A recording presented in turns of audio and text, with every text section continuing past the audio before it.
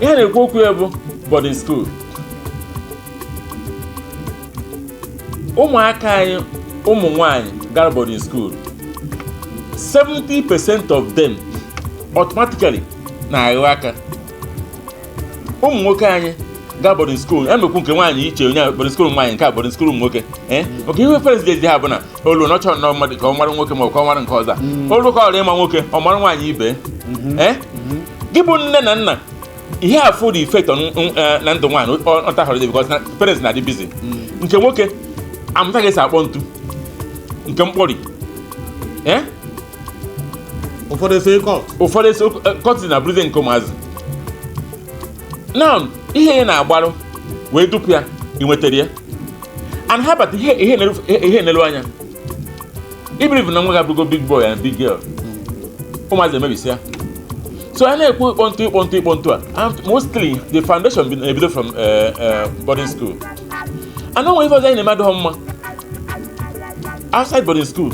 Ụmụaka kịta oke o nwere ife program anyị Monday Ugwumba kwutere na oge nke anyị ama na olu tọn ha before ịba school asị gị were aka gị metụ ntị gị, ọ bụ na aka gị erughị na ya ịnaba. Eso m na ndị ikpeazụ emere m nyere first year mụ na aka merughị, second year nna m wee maka onye nkụzi ka ọ bụ wee gwa m si n'azụ isere isi ebe a m wee si n'azụ nwa ị ga aka metụ ntị m maka ahịa ihe akpara akpa asị oke n'orugo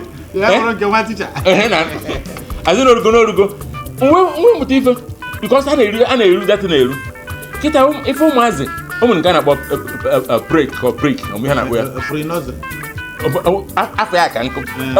Ụmụazị ebido bụ mara ihe bụ kwee ekwe ego na-akwụ ụfa ichere ka i wee nwee efe gbagharịa. Ndị nne ha enwere mebi nna jebe ụfọdụ nne ha arụ ọrụ nna pụọ ọ bụrụ maka kpoje skuul ụmụazị na-amụ gịnị at that age.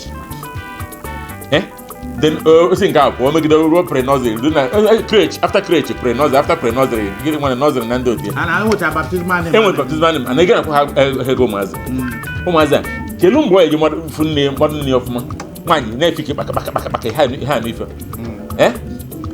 Ihe na-abụ ka o wedere ndị Igbo mma, anyị na-emebisi ihe na-abasadize anyị mara ihe anyị na-eme na boarding school.